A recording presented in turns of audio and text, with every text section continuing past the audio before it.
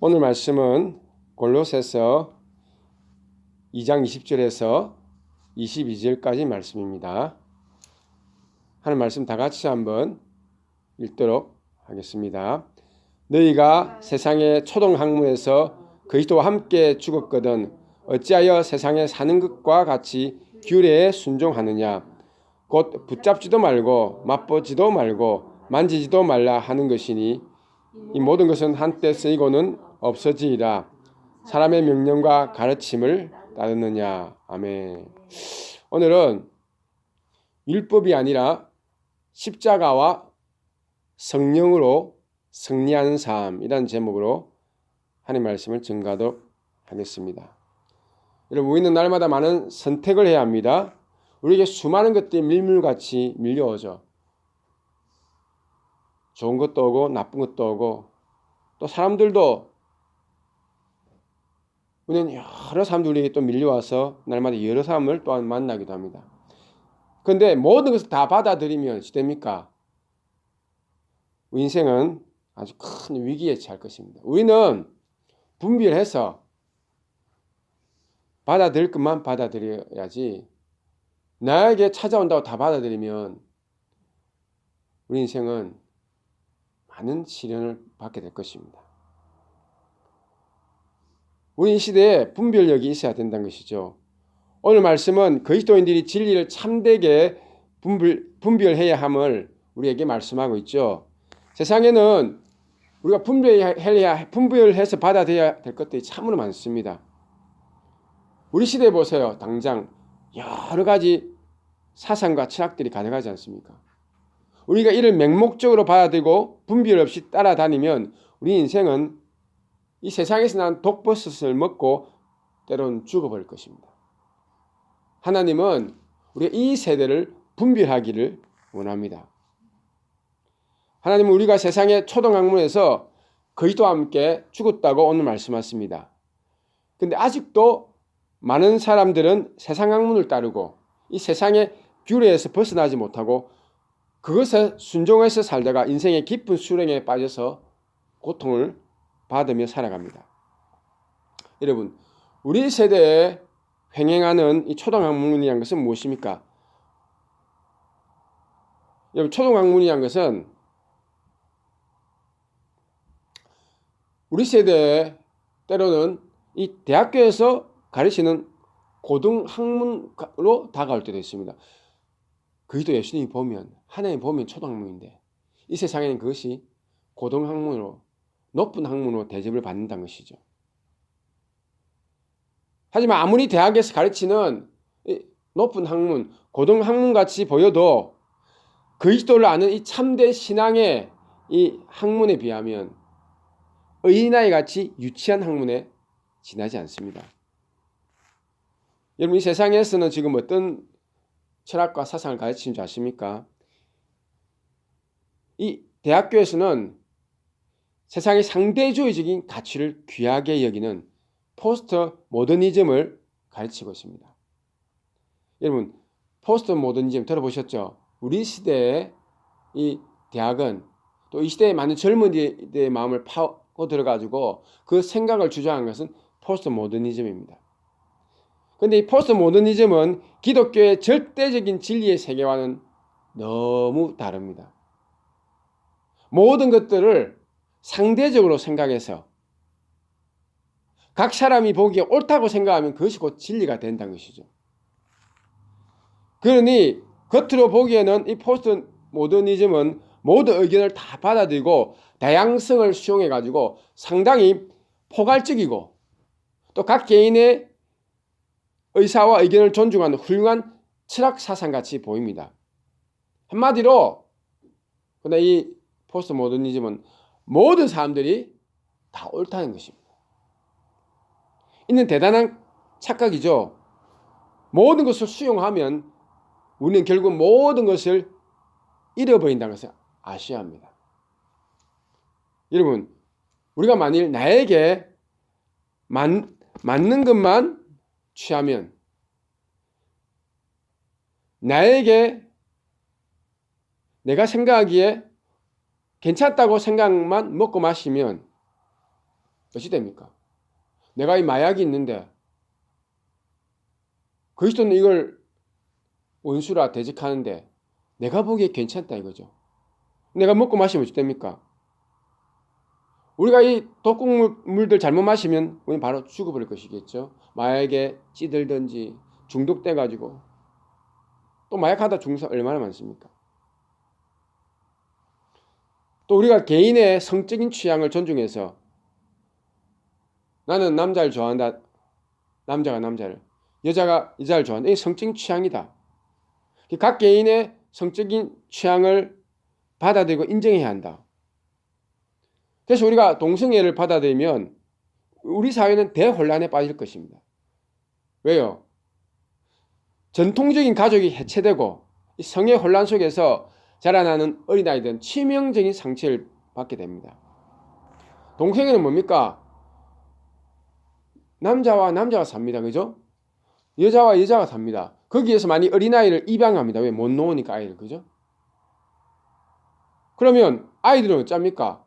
모성애와 부성애를 받고 자라야 되는데 그 가정에 입양된 어린아이들은 부성애와 모성애의 결핍 속에서 자라가지고 진정한 사랑의 굶주립니다. 온전한 사랑을 경험하지 못하고 아버지의 성품만 가득하고 아버지의 사랑만 가득하고 아버지 어떻게 하면 좀 하시하죠. 또 약간 율법적이고 또 가정을 지켜야 하기 때문에 약간 압박도 가하고 엄하죠. 엄마는 어떻습니까? 위로하죠. 엄마는 부드럽죠. 근데 이 중에 아버지의 사랑만 받고 나면 어찌 됩니까? 부드러움을 몰라요. 위로함을 몰라요. 반면에 엄마의 사랑만 받고 자라면 어찌 됩니까? 규율적이고 공동체에서 함께 지켜나가야 되고 이런 우리가 좀 갖추어야 될 그런 사회적인 소양을 때로는 잃어버리고 살 수 있습니다. 우리가 온전한 사랑 경험하지 못하고 우리 성품에 구멍이 뚫려서 자라면 아이들은 거칠어져서 우리가 사는 공동체를 거칠게 만들죠. 범죄의 소굴로 때로는 만들 수가 있는 것입니다. 우리는 모성애와 부성애, 엄마와 아빠의 균형 잡힌 사랑을 경험해야 합니다. 이런 엄마 아빠의 균형 잡힌 사랑을 경험하지 못한 세대는 한쪽으로 치우쳐서 이 감정적인 공황 상태를 겪게 될 것입니다. 그러면 수많은 아이들이 탈선하게 되겠죠. 참으로 혼탁한 세상이 된다는 것입니다.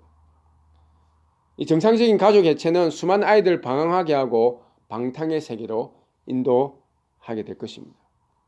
우리 세상의 사상과 생각을 무분별하게 받아들여서는 안 된다는 것입니다. 우리 세상을 분별해서 이게 진리에 속한 것이냐, 이것이 하나님이 원하는 것이냐, 이것이 거룩한 것이냐, 아니면 방탕한 인간의 생각에서 난 것이냐, 분별해서 받아들여야 합니다. 특히 이 포스트 모더니즘의 상대주의적인 세계관은 그 자체로는 답이 없기 때문에 인생을 방황하게 만들고 허무하게 만듭니다. 우리 이 인생에 얼마나 곤고한 것이 많습니까? 또 병든 인생이 많습니까? 고생하는 이 고달픈 인생에게 이 포스트 모더니즘은 올바른 처방을 내리지 않기 때문에 우리를 더 골병되게 만듭니다. 여러분, 절대적인 진리는 오직 하나입니다. 믿습니까? 예수 그리스도만이 우리 인생의 모든 답이 됩니다. 할렐루야. 구약에서 사사시대에 사사들이 다스리는 그때는 왕이 없어가지고 절대적인 기준점을 주는 이 왕이 없고 하나님의 말씀이 없어가지고 세상이 자주 혼란과 어지러움에 빠지게 되었습니다. 그 시대 사람들은 지금의 포스트 모더니즘 시대와 같이 각자 자기 소견에 보기에 옳은 대로 행했습니다.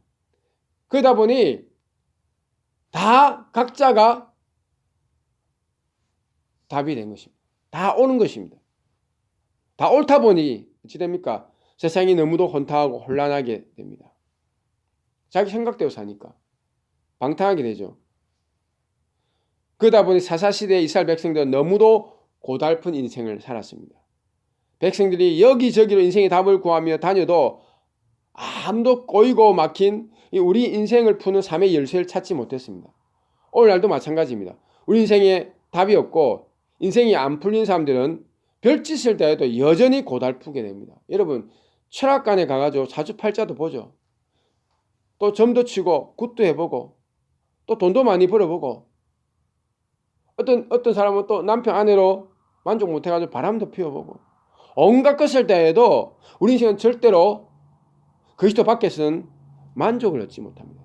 행복이 없습니다. 진리 밖에서 예수 그리스도 밖에서 세상적인 방식으로는 우리의 꼬인 인생은 더 고달프게만 됩니다. 그리스도 밖에서 우리 인생에는 답이 없다는 것입니다. 사사시대에는 세상이 신뢰하고 따를 절대적인 기준점이 없기 때문에 많은 사람들은 큰 혼란 가운데 방황하며 인생을 보내야 했습니다. 그러자 그 사사시대의 많은 중보기도자들이 그 시대의 좌절과 아픔을 보고 하나님께 부르짖기 시작했습니다. 하나님을 잃어버린 세대는 수많은 재앙이 들이닥치지 않습니까? 이방 군대가 쳐들어와가지고 이스라엘 민족을 압제하지 않습니까? 수많은 가정이 깨지고 수많은 인생이 참 아프게 지냅니다. 그것을 봤던 중보 기도자들은 그 시대의 아픔을 위해서 기도합니다. 그러자 하나님은 그들 위해 한 왕을 주셨죠. 여러분 잘 아시는 그 위대한 다윗 왕입니다. 다윗 왕은 하나님의 율법에 아주 밝고 성경의 진리를 너무도 깊이 아는 거룩한 왕입니다. 그가 왕으로 세워지자 그 시대에 하나님의 말씀으로 절대적인 진리인 그리스도의 말씀으로 백성들을 가르치고 그 시대를 다스렸습니다. 그러자 고달픈 인생들이 회복되어서 최고의 전성시대를 맞이하게 되죠. 이스라엘의 최고의 황금시대가 도래한 것입니다. 여러분, 오늘 우리의 절대적인 기준이 되고 가치의 척도가 되는 그리스도 예수님을 따르고 예수님이 주신 하나님의 말씀만 붙들어야 할 줄로 믿습니다. 그래야 우리 인생이 답을 얻고 우리 인생이 일어설 수가 있습니다. 그런데 안타까운 것은 골로새 교회 본문에 나오는 이 골로새 교회에서 많은 사람들이 이 세상의 초동 학문을 따르고 곧 율법입니다. 대표적인 것이 율법을 따랐습니다. 율법은 우리의 최종 목적이 아닙니다. 따라합시다. 예수 그리스도가 내 인생의 참된 목적이고 최종 목적이 됩니다. 아멘. 예수님이 우리의 참된 목적입니다. 믿습니까? 예수 그리스도가 최종 목적지가 됩니다. 우리는 예수님 안에서도 출발해야겠지만 그 마지막도 예수 그리스도밖에 없습니다. 이 세상의 초동학문인 이 율법은 뭡니까? 우리가 죄를 깨닫게 하고 우리가 죄인임을 알게 해서 우리가 죄 사함을 얻게 합니다. 그리스도의 십자가 피로 우리를 율법은 인도해 갑니다. 율법의 기능은 예수님이 십자가에서 피 흘려 죽은 것이 바로 나의 죄 때문임을 철저하게 깨닫게 해서 우리가 예수의 피로 죄 사함의 은총을 얻게 하는 데 있습니다. 구약의 율법은 그리스도의 십자가를 깨닫게 하는 다리 역할을 할 뿐입니다. 이 율법이 초동학문, 기초학문이 되어서 율법이 기초가 되어서 우리가 예수의 십자가 피의 의미를 밝히 알고 죄사함의 은총을 누리게 되는 것이죠. 그러니 율법은 십자가의 도를 깨우치고 그리스도의 은혜를 깨달은 우리에게는 이제 수명을 다했습니다. 그 기능을 다했습니다. 초등학문, 기초학문에 불과한 이 율법을 우리는 폐기하고 이제 율법은 버려야 합니다. 우리는 더 이상 율법 아래 매이고 율법의 행위를 충족하기 위한 선한 행실에 매여서는 안 됩니다. 우리는 율법의 의를 벗어나서 그리스도 예수의 은혜 아래서 살아가는 자들입니다. 율법의 모든 규례는 이제 떠나보내고 그리스도 예수의 새롭고 신선한 생명의 말씀에 귀를 기울이십시오. 우리에게 구약시대의 기나긴 세월이 이미 끝났고 신약시대의 새로운 축복의 시대가, 은혜의 시대가 우리에게 열려 있습니다. 우리는 율법을 지킨 시대가 아니라 그리스도의 사랑 안에 거하며 영혼들을 사랑으로 섬게 하는 새로운 은혜의 시대에 들어와서 살아갑니다. 여러분, 성경에 보니까 안식일에 병을 고친 것이 옳은가? 아니면 안식일에 아무것도 하지 말고 쉬면서 율법을 지킨 것이 옳은가? 논쟁이 있었죠. 예수님은 무엇을 선택합니까? 예수님은 안식일에 꼼짝도 못하는 그 사람을 고치죠. 예수님은 율법을 지키는 것이 아니라 사랑을 실천하고 영혼을 살리는 것을 안식일에도 우선합니다. 왜 그렇습니까? 진리는 우리 행위와 행실로 승리한 것이 아니고 진리는 사랑으로 승리하기 때문입니다.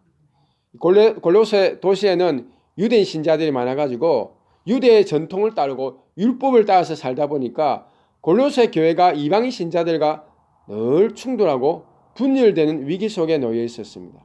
유대인들은 이방인 신자들이 율법을 지키지 않는다고, 그들의 행위가 올바르지 않다고 그들 판단하고 정죄했습니다. 그런 상황 가운데서 바울은 골로새 교회에 편지를 써가지고 유대인들이 추구하는 이 율법이 지극히 낮고 보잘것없는 초등학문에 지나지 않음을 알려주고 있습니다. 더 이상 유대인들이 구약의 율법을 따라서 신앙생활을 해서는 안 된다는 것이죠. 이 저차원의 학문인 율법은 이제는 끝이 나야 한다는 것이죠. 우리는 그리스도 예수의 생명의 도를 받았습니다. 우리는 이제 율법이 아니라 은혜의 성령을 쫓아 행해야 합니다. 여러분, 우리가 내 행위, 내 행실, 내 노력, 내 의지, 이런 율법에 매여 살게 되면 절대로 육신의 세계를 이길 수가 없습니다. 우리는 오직 성령으로 행해서 육의 세계를 다스리고 지배하고 이겨야 할 줄로 믿습니다. 그렇지 않으면 율법을 지킨다는 인간적인 행위, 나의 수고, 나의 노력, 내 힘, 내 권능으로는 늘 육에 질질 끌려다니면서 늘 육신의 세계에 패배하면서 힘들게 신앙생활을 하게 될 것입니다. 우리는 지금 은혜의 성령의 시대에 살고 있습니다. 이제 율법을 끝내고 우리 육신을 넘어서 영으로 우리는 살아가야 합니다. 믿습니까? 우리는 살아계신 그리스도 예수님께 순종하고 주님의 성령을 쫓아서 살아가야 합니다. 우리는 주의 영을 따라 행하는 그리스도인입니다. 그리스도인이란 무슨 뜻입니까? 그리스도의 영을 쫓아서 행하는 사람이 그리스도인입니다. 말씀을 묻겠습니다. 우리는 더 이상 세상의 초등학문과 이 사상을 따르지 말고 율법을 따르지 말고 오직 예수님만 쫓아서 살아가야 합니다. 우리가 세상을 무분별하게 다 받아들이지 말고 세상을 분별하고 사람들 분별해서 제대로 된 것만 우리 인생에 받아들여야 합니다. 아멘. 우리 세상을 분별하는 분별력을 갖고 지혜롭게 살아가야 합니다. 사람들이 제안한다고 그거 다 받아들이면 어찌 됩니까? 인생이 말아먹습니다, 여러분. 딱 분별해서 이거 하나님부터 오는 것인가? 아니면 인간에게서 오는 것인가? 분별해서 사람에게서 오는 제안은 no, 하나님에게서 온 것은 yes. 우리는 또한 주님의 말씀을 쫓으며 성령으로 행해서 우리가 이 육신의 세계에서 승리해야 합니다. 육신에 질질 끌려다니는 모든 사람을 완전히 청산해야 합니다. 우리는 육신에 져서 육신에 지배받는 삶이 아니라 그리스도 예수 안에서 생명의 성령의 법을 따라서 살고 주의 영으로 날마다 세임받아서 승리한 삶을 살아야 할 줄로 믿습니다. 그래서 우리는 육을 이기고 육신의 세계를 주의 성령으로 다스리고 지배하는 승리자가 되어야 할 줄로 믿습니다. 주의 성령의 충만을 받고 오늘도 주의 말씀으로 하나님 주신 새 힘으로 승리하시기를 주님 안에서 축원합니다. 기도하겠습니다. 하나님 그렇습니다. 우리가 이 세대를 분별해서 세상에 많은 초등학문들 또 세상에 많은 것들이 범람하는데 주님 다 받아들일 것이 아니라 정말 분별해서 진리에 속한 것만 받아들이고 또 우리 인생이 내 힘과 능력으로는 육신을 이길 수가 없습니다. 주님, 내 행위가 아니라 오직 의인은 믿음으로 산다고 했으니 믿음으로 성령 충만을 구하고 주의 성령을 쫓아 행함으로 하나님 뜻을 이루고 이 세상에서 승리하는 그리스도인의 삶을 살게 도와 주시옵소서. 오늘도 주님의 영으로 충만함을 베풀어 주시고 주님 아버지 영으로 우리를 다스려 주시옵소서. 오늘도 주의 영으로 승리할 줄을 믿습니다. 감사드리고 예수 그리스도의 이름으로 기도드렸습니다. 아멘.